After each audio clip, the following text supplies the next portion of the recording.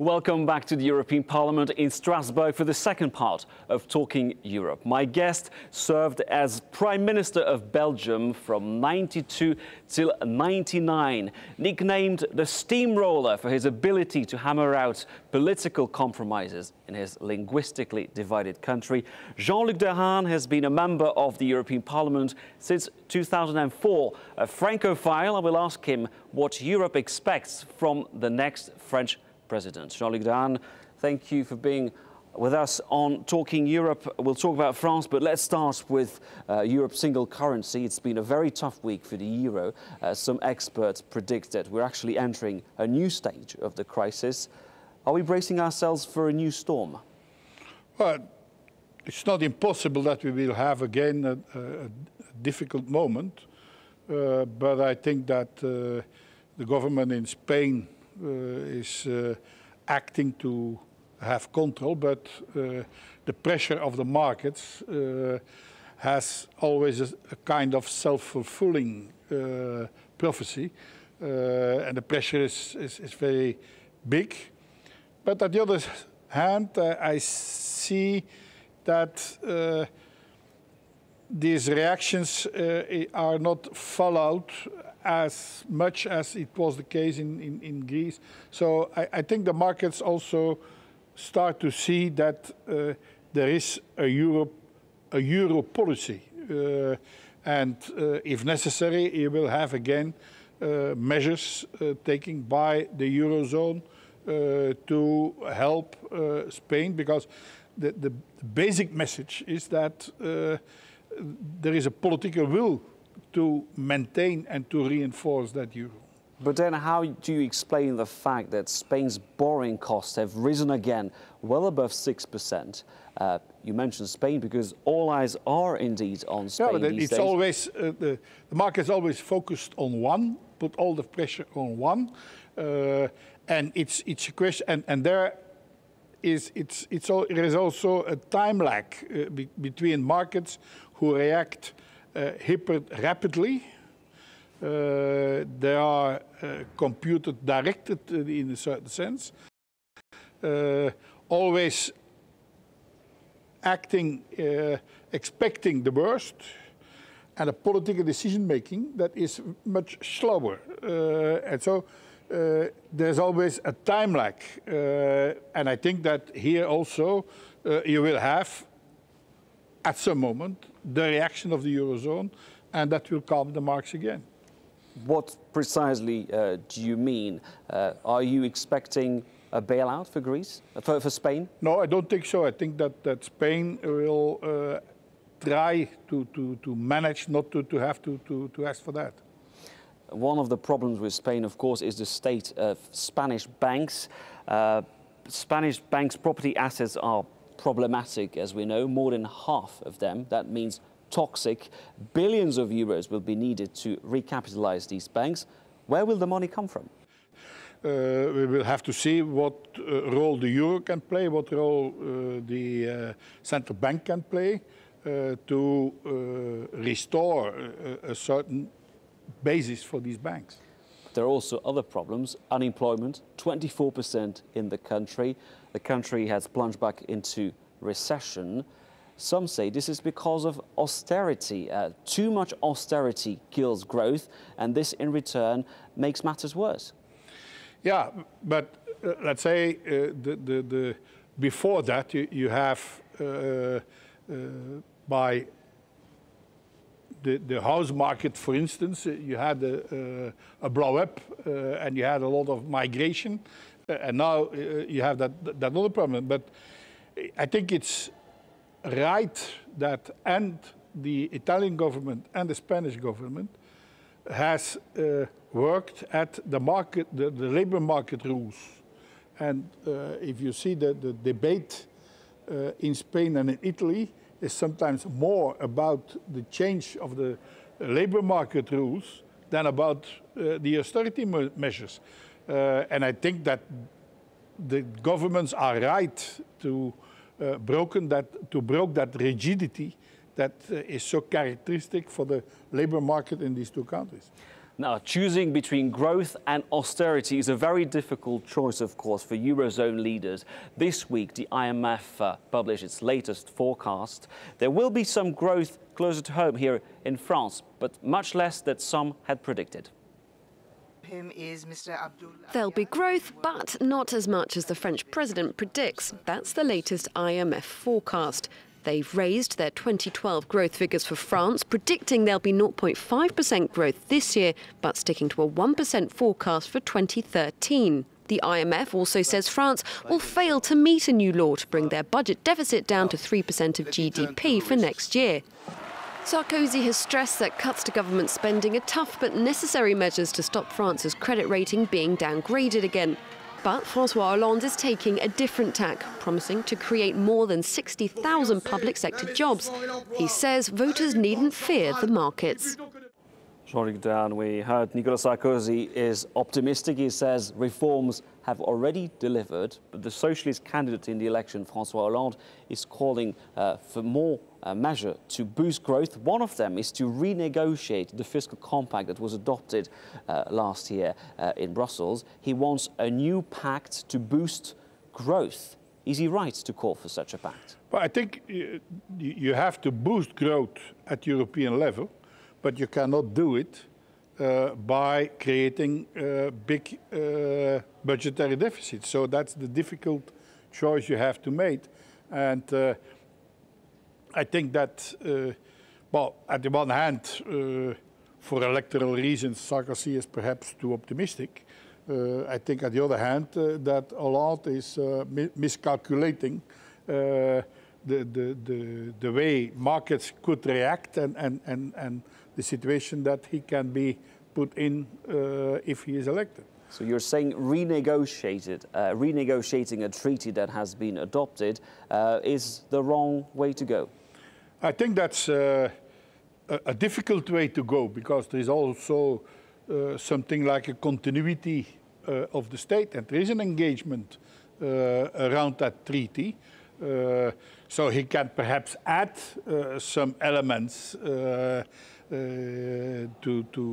to have a face saving, but I think it will be difficult for him to renegotiate as such the treaty. The socialist candidate is also calling for the creation of Eurobonds. We know that Germany so far has been categorically opposed to the idea. Do you think Germany will change its mind, its mind in the end? Sooner or later there will be Eurobonds. But I have some understanding for the position of Germany to say we can only envisage Eurobonds if we are sure that there is a strong budgetary equilibrium policy in each of the member states. And therefore the treaty is an important element. But like I said, sooner or later I think that indeed the Eurobonds is a necessary element in the organization of the euro. Jean-Luc, what do you expect from the next French president?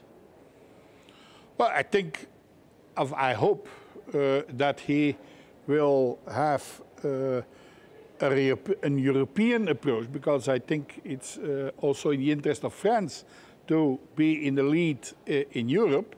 To my great regret, I see a French campaign that often take the form of an anti-European campaign, giving the illusion that if Europe was not there, France could have another policy, what in the global world of today is a complete illusion.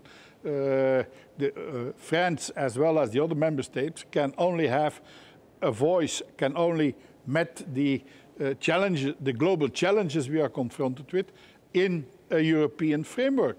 And sooner or later, who may be elected as president, he will come to the conclusion that France needs indeed more Europe and a reinforcement of the Eurozone. Nicolas Sarkozy, the outgoing president, said a few things that didn't go down too well here in Brussels and in Strasbourg. He's calling for a review of the Schengen border-free agreement. He said that France wants to freeze its financial contribution to the EU. Is he sincere, or is this just for political purposes? I think this is more electorate discourse.